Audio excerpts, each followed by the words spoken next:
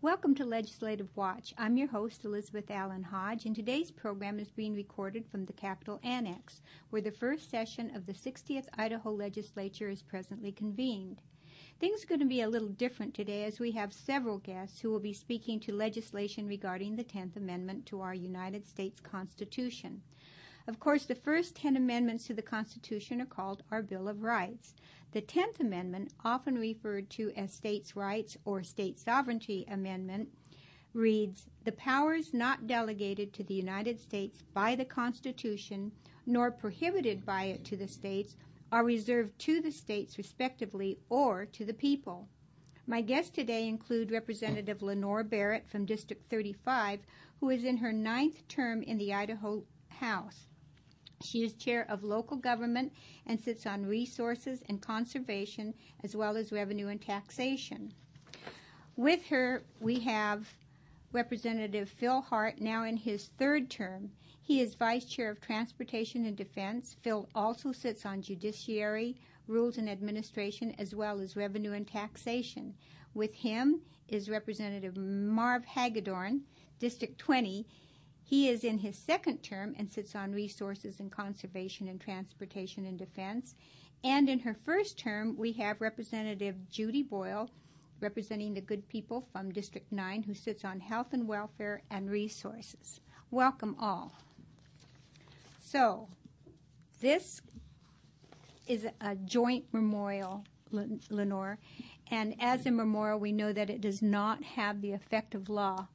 But there are a number of states that are concerned about states' rights, and my understanding is you've combined some of them that are already that have already been passed, and then you took your own ideas, and there are apparently a lot more co-sponsors that want to be involved in this, which tells us there is a lot of interest, and there are something like 8 to 10 states that have already implemented this and others that are looking to introduce legislation. So would you take a minute to tell us a bit about how you became interested in this, and then go ahead and read it to us? Thanks, Elizabeth. Well, actually, someone emailed me or called me this summer. They called with the Oklahoma Amendment, which was the first one I looked at. And since I am a native Oklahoman, of course I got to Idaho as quick as I could, but I started out in Oklahoma. Then that did pique my curiosity, and I have always, for all the time I've been in the legislature and before that, been an advocate of the 10th Amendment. It's just absolutely ignored by the federal government, misinterpreted by courts, and it's just been laying out there bleeding a little bit, and I'm so pleased that people are interested now in the sovereignty issue. State sovereignty is very important, and the reason we don't have the level of state sovereignty that we should have is because we don't challenge.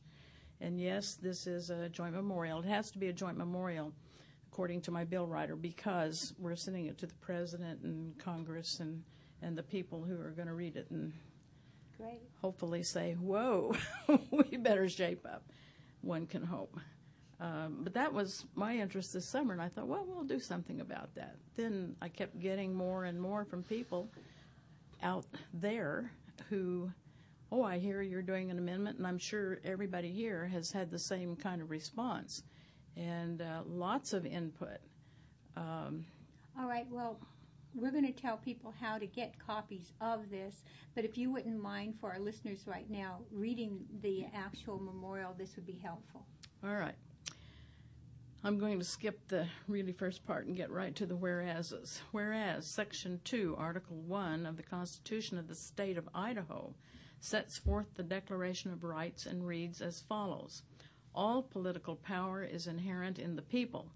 Government is instituted for their equal protection and benefit, and they have the right to alter, reform, or abolish the same whenever they may deem it necessary. And no special privileges or immunities shall ever be granted that may not be altered, revoked, or repealed by the legislature.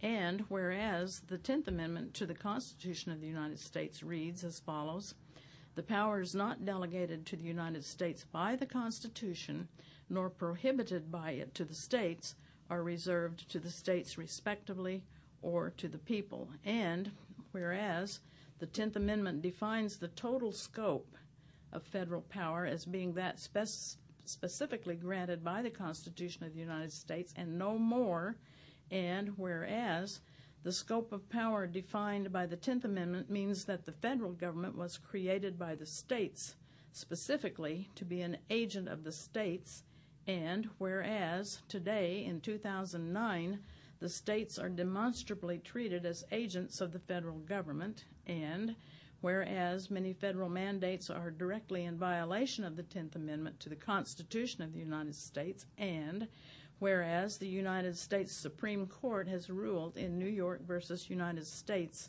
505 U.S. 144, that was in 1992, that Congress may not simply commandeer the legislative and regulatory process of the state, and whereas Congress has inappropriately, that's the key word, inappropriately delegated its monetary authority to the private Federal Reserve Bank, thus failing to protect and provide a sound monetary system as defined and mandated by the Constitution of the United States, forcing an unstable currency on us, resulting in the past and the current economic perils, and whereas a number of proposals from past and present administrations and Congress may violate the Constitution of the United States, now, therefore, be it resolved by the members of the first irregular session of the 60th Idaho Legislature, the House of Representatives, and the Senate concurring therein, that the state of Idaho hereby claims sovereignty under the 10th Amendment to the Constitution of the United States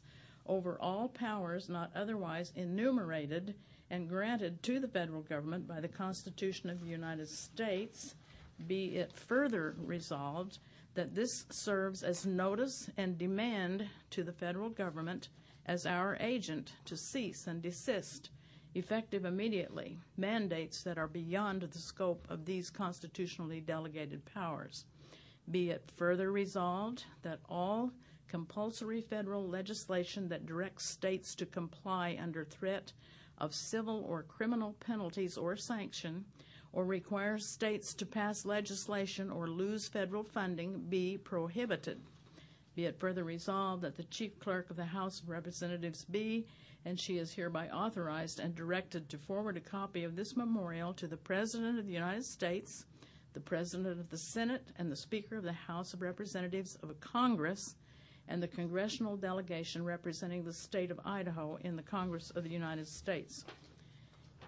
And this is a merging of, I think I took the part out of the Arizona one.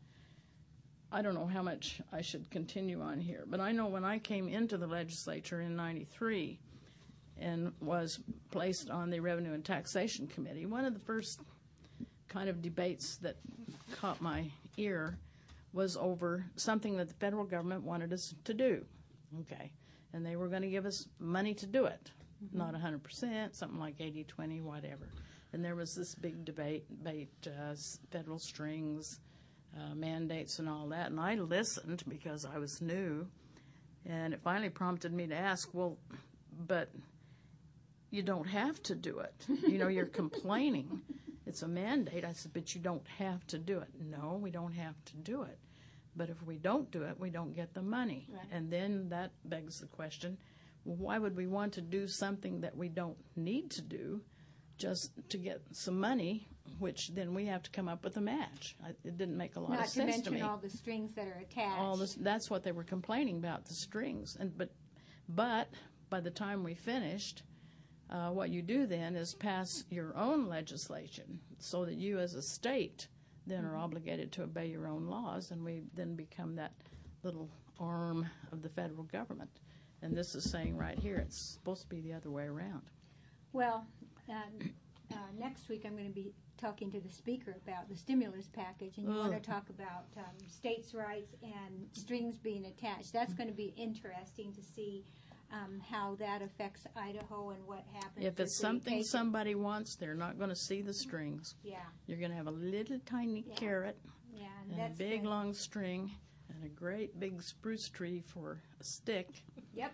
And we'll bite and strangle on the string and stand there while they beat us to death with the spruce tree. There you go. And we'll think, oh, we have done something really wonderful.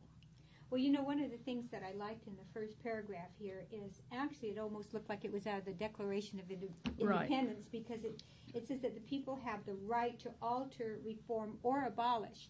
And in the Declaration of Independence, it not only says that we have that right, but we have that duty, that is our responsibility. And so this kind of addresses the fact that we have a responsibility here to change things when we know that they're wrong. When we come back from the break, let's get into this further and open the discussion to others who are co-sponsoring this with you. Okay. I'm Elizabeth Allan Hodge.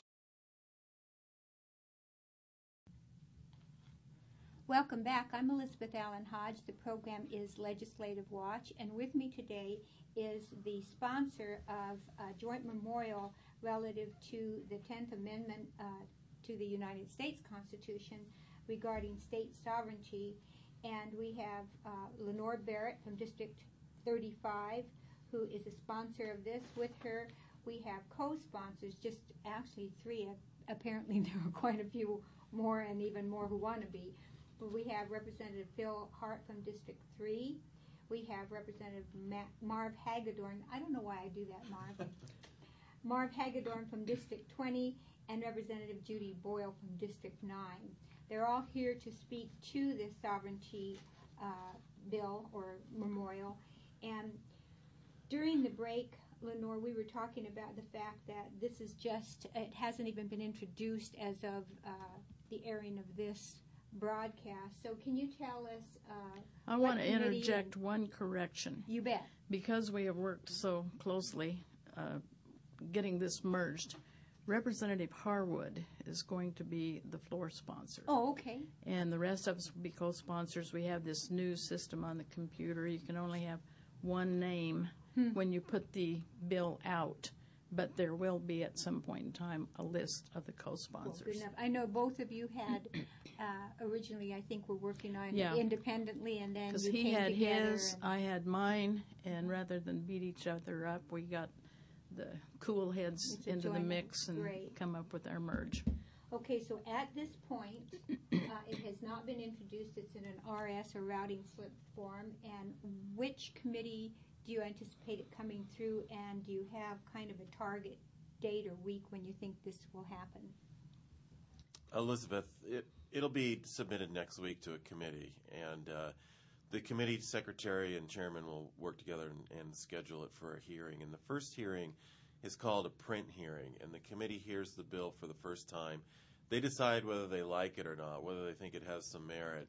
And if they like it, they'll vote to print it. And once it's printed, then it's assigned a bill number. Then it becomes a public document, and the public will know what we're up to, and the public can come to the State House and weigh in on it if they want to, when we have the public hearing, which will follow the print hearing by about a week. And I hope people come. I truly do. The more the merrier. Absolutely. So you're anticipating this somewhere around the second week, maybe in March? To go to the floor? No. For it to actually have a hearing?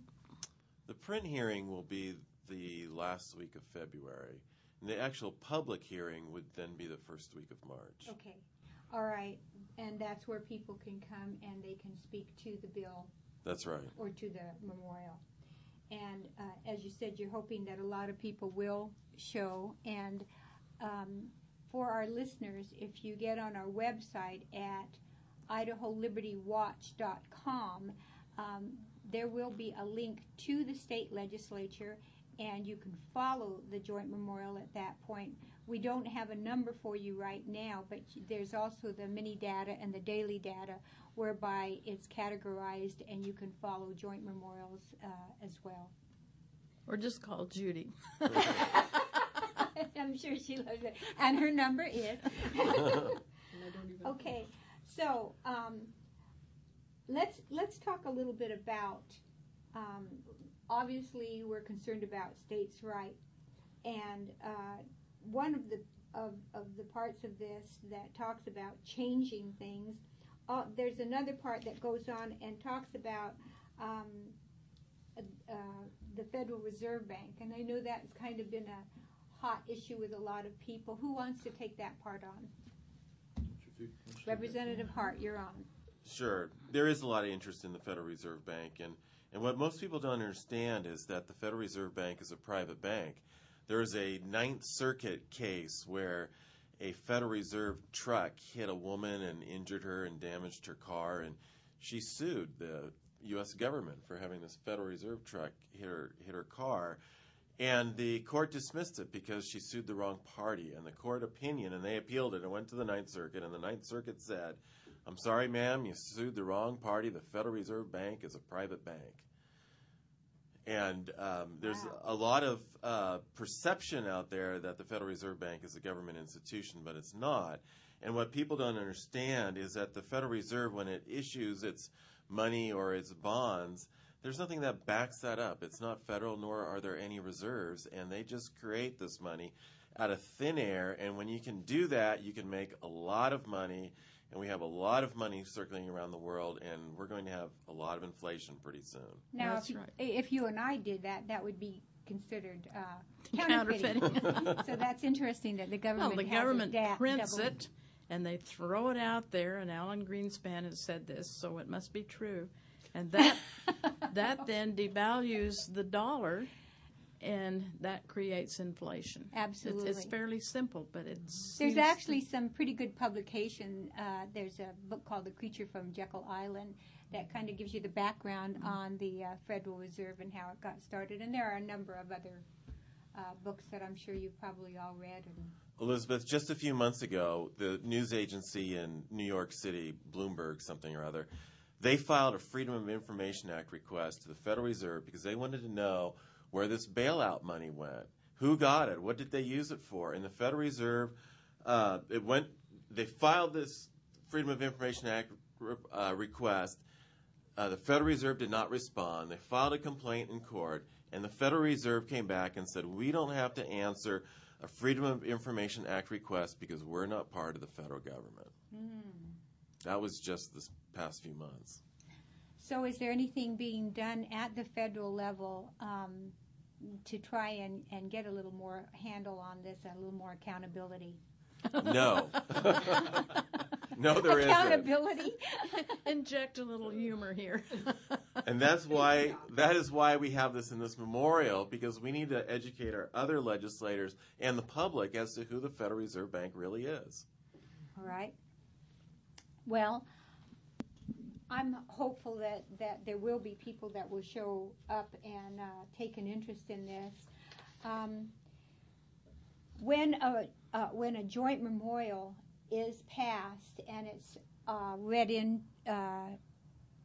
to the president, and I'm sure that it goes into the journal of the. All of a sudden, my mind goes blank. The U.S. Congressional Journal. Tell us what happens then. Somebody. Nobody reads it, and eventually they shred it. I don't know. I really don't know. So this is an exercise in futility, Lenore? No. Judy may know. Judy? I know when I worked for Helen Chenoweth when she was our congressman, what she did, if this came into the office, she wanted to know about it immediately, and if there was anything she could do, she would take action.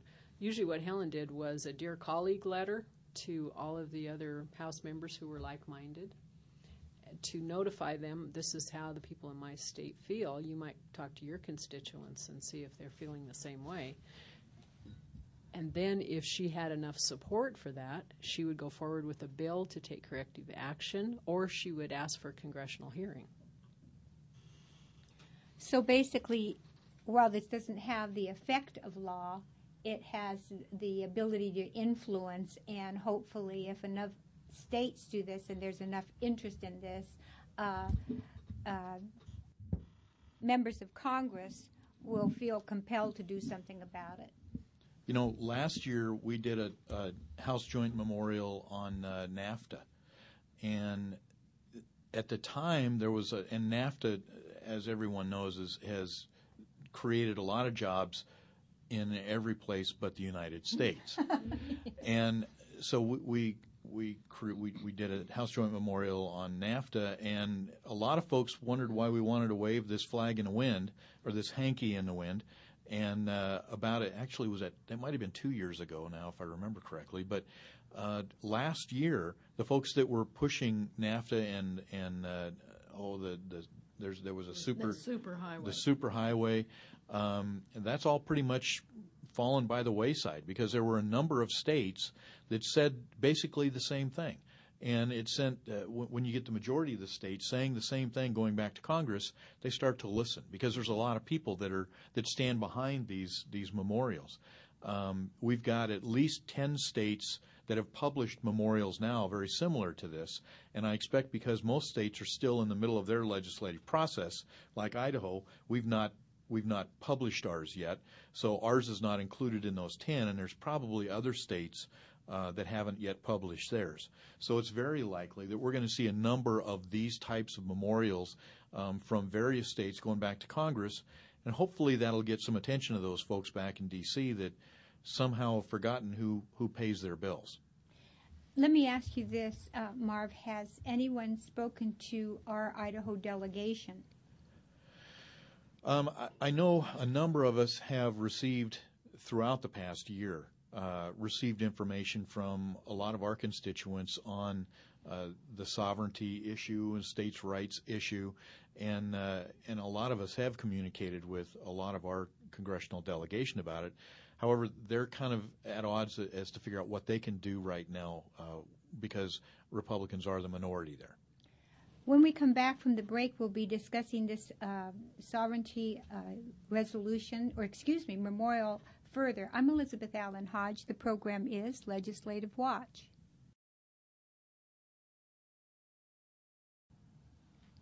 Welcome back. I'm Elizabeth Allan Hodge. The program is Legislative Watch, and today we are at the Capitol Annex interviewing 4 state legislators who are co-sponsoring a joint memorial to Congress relative to the 10th Amendment to the U.S. Constitution, or what we call state sovereignty.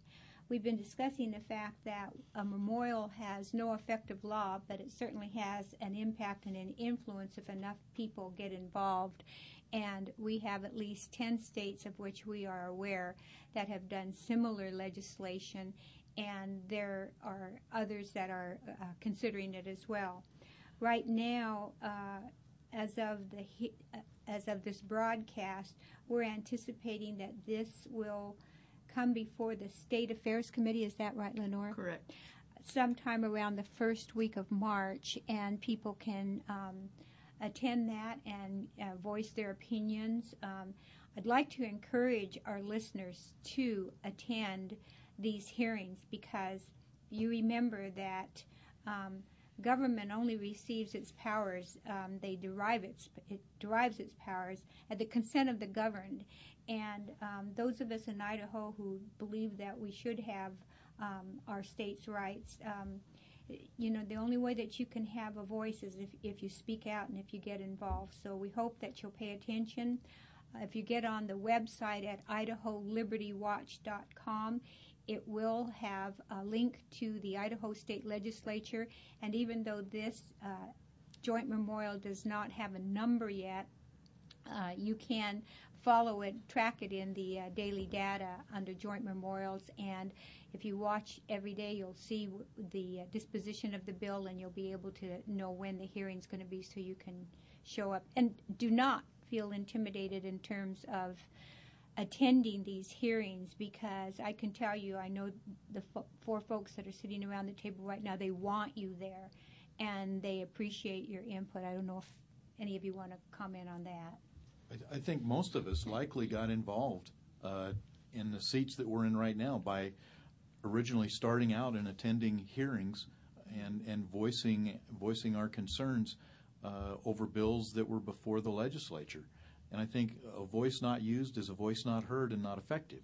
And so we need people to communicate with their legislators, and if they can, to come in and communicate their feelings on bills. Well, I appreciate that. Now, obviously, Idaho's been hit by the current economic crisis that we're experiencing nationally. And we are operating at a shortfall. The governor has had holdbacks I don't recall now where we are with those holdbacks. What I know in state employees is something like... He's holding up 6%. 6% is Okay, where we are 6%. right now. I didn't think we'd had 6 holdbacks. Okay, 6%. And you know, as harsh as that may sound, I can tell you that there are people in the private sector that would happily take a 15 or 20% cut in pay just to know that they have job security. So I think what the governor has done is reasonable, and I think we've all got to tighten our belts. One of my questions for all of you is that with the stimulus package on the table now, and who knows what all's in that, I know that I've talked to a number of people about some of the provisions. If Idaho exercises its right to say no thanks on some of these things, given the fact that we are operating at a shortfall and are likely to see some increase in some fees to make up for the deficit, since we can't, by law, we have to have a balanced budget, how's that going to affect us here? Anyone want to take that on? I'm just going to make a brief statement, which is not going to answer your question per se, because we only get to these questions because we're too squishy to take it on up front, okay? You cannot spend your way out of debt. You cannot borrow to get yourself out of debt. The Republican mantra has been and is a very strong principle of mine: smaller government, lower taxes, less regulation, and more personal responsibility. So when we had the opportunity to be responsible and to cut back, of course, nobody wants to give anything up. Mm-hmm. But sometimes you have to. We go up and down. We've had recessions before, maybe not to this extent. But nevertheless, you're not going to solve the problem with a stimulus package. You will buy votes. And I think basically that's what stimulus package is designed to do. And you will also burden future generations. Absolutely. And I have 2 new grandbabies, and Me too. I'm heartsick to think of what I'm doing to those I told children. My son, we had 2 born within the last month, and what almost moved me to tears was to know that they left the hospital with 2 things: a Social Security number and a bill that they don't even know they have. So you don't want to get me started on that. All right. Well, I guess we've said enough about this. I know that unless one of you has another comment. Elizabeth, I had some comments about it. Sure. And the way we got into this financial and economic crisis is because of the way the Federal Reserve has managed our economy, and it's the dereliction of the duty of Congress, who's not to be delegating the monetary authority over to the Federal Reserve. And the way the Federal Reserve gets money into our system is people borrow that money into existence. And the Federal Reserve will issue bonds, people will buy those bonds, and that puts liquidity into the marketplace. But we've reached our debt capacity. We can't borrow any more money into existence because we can't handle the interest payments that money requires. And so we're going through this process of deleveraging where we're trying to get out of debt, and it's making the economy take a nosedive. And by pumping more money into the system through the stimulus package, what the Congress is trying to get us to do is get back on that debt treadmill, and we can't afford it, and it's going to probably cause a more severe economic downturn in the future than what we would experience right now today. Well, I know that Representative Wood, who's chairman of the Transportation and Defense, stated that this last year in interest alone we paid something like $46 million on the Garvey bill. And so when you start thinking about this, how far do you have to go until you say enough's enough? Well, that's exactly right. And to Phil's point, China is the largest buyer of our U.S. bonds. And so we're indebting our children to the government and the country of China. Our children and our children's Exactly. children. Margaret Thatcher said the worst thing about socialism is eventually you run out of other people's money. Mm-hmm. And unfortunately, we've come to that point, and now we're trying to use as many other people's money as we can, and we're creating this socialist environment that we have got to move away from. We have got to wean ourselves off of other people's money. 1 or 2 weeks ago, I don't know any of you saw the front cover of Newsweek, but it said, "We are all socialists now." That was the front cover. Yeah. And then it talks about European-style socialism. And there's no question about it. You know, Marv, when you said that we run out of other people's money, as Thatcher said, I can remember the old show, George Burns and Gracie Allen. And, you know, of course, she always played the comic part. And she went into an appliance store, and there was a huge sale. And the salesman said, "You can get 50% off here, 30% off there." So she started buying all of these appliances. And, of course, the salesman is just delighted, and he's writing everything down on his ledger. And about 10 minutes into it, she said, "Now, when I bought enough of this that it pays for itself, let me know." So, you know, that seems to be the mentality here that, you know, we've got all these cost savings if we just bring the federal government in. We match dollars and we get all of this, and not even realizing that we're putting ourselves in a worse spot.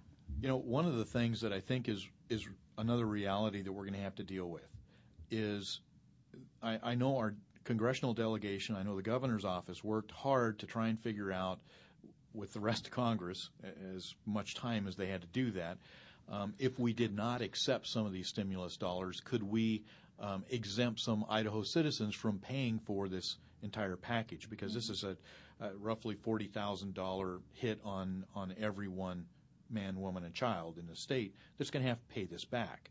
And that wasn't an option. So I think right now is what the governor's office and the crew are doing is looking at the dollars that don't have strings, because we're all going to pay this back. Now, when you talk about $40,000, Marv, are you counting interest?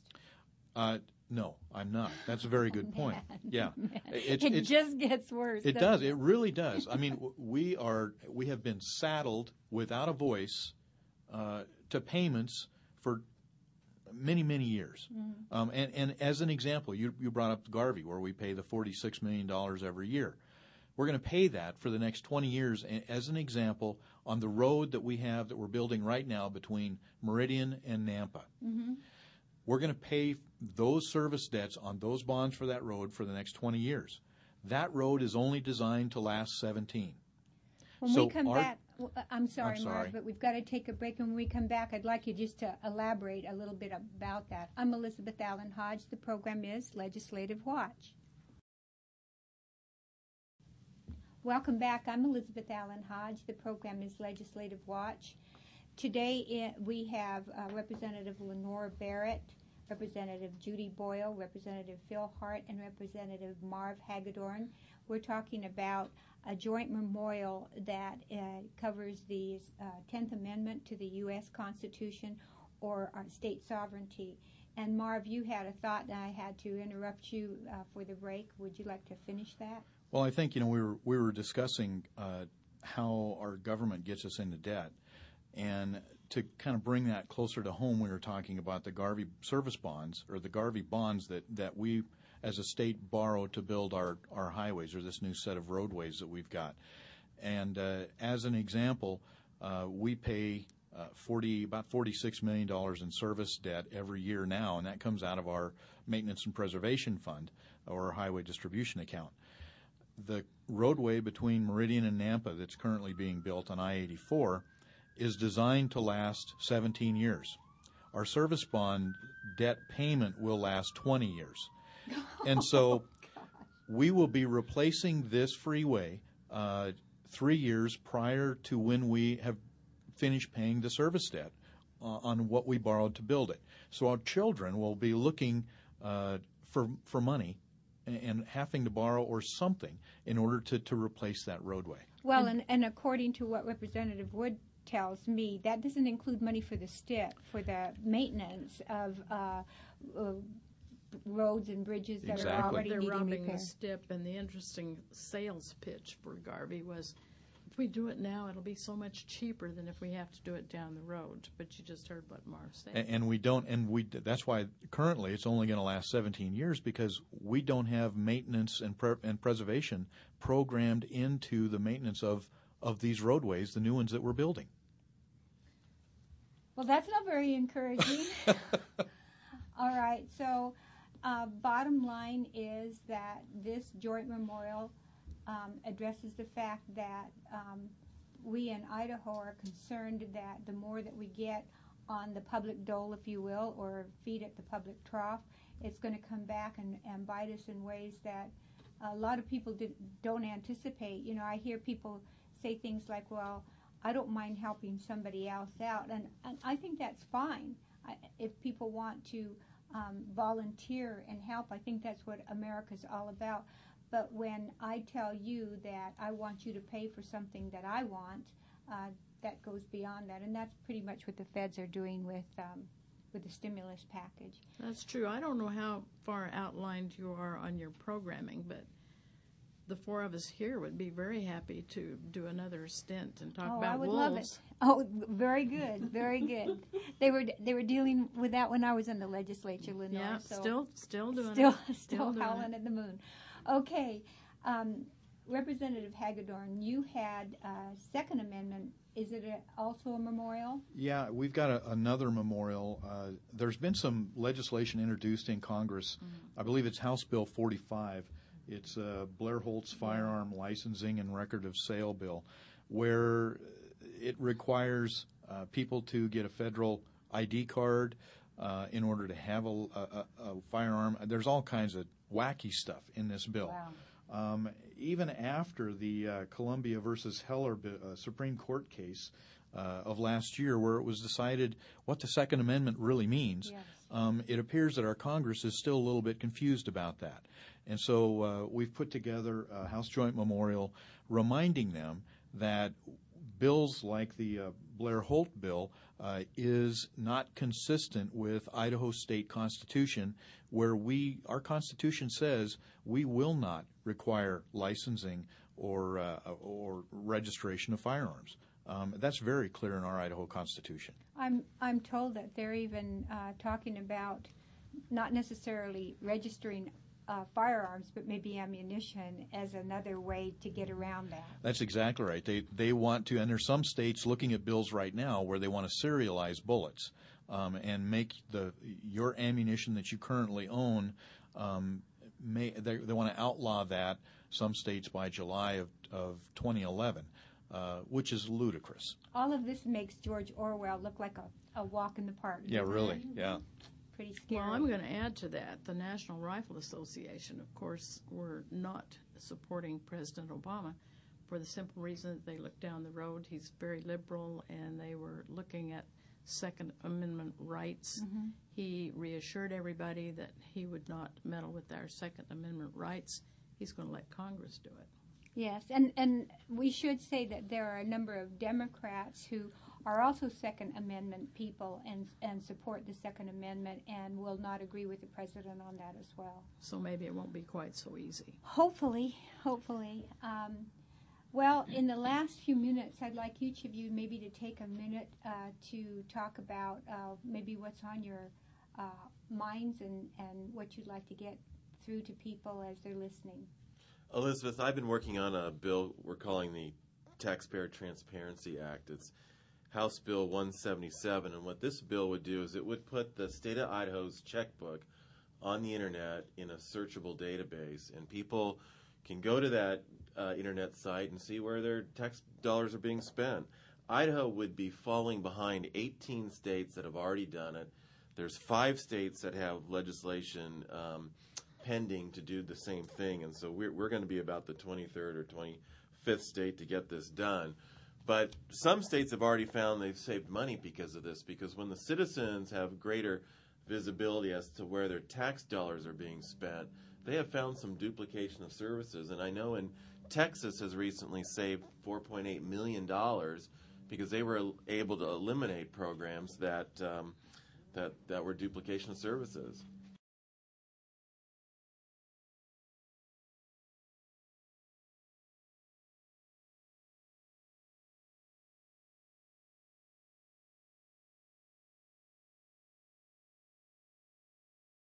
The federal Constitution requires that Congress keep a journal.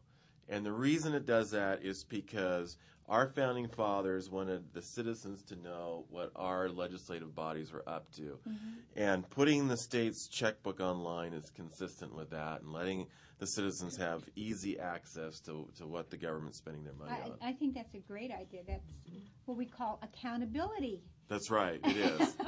Well, that's great. So that's Representative Phil Hart, who has House Bill, did you say 177? 177, yes. All right, so be checking that out in your data as well. Representative Boyle.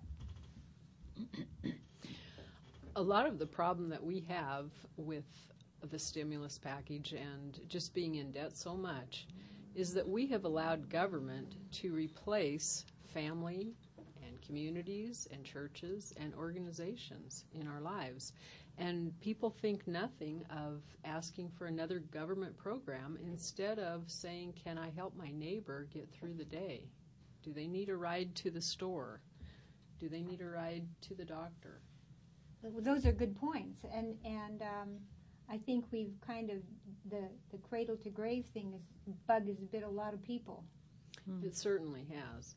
We're going to have to figure out what our wants and our needs are, because we cannot afford both of them anymore. That's an excellent point, Judy, is that we need to not only figure out what they are, but we need to figure out the difference between want and need. Exactly. May I follow up on that?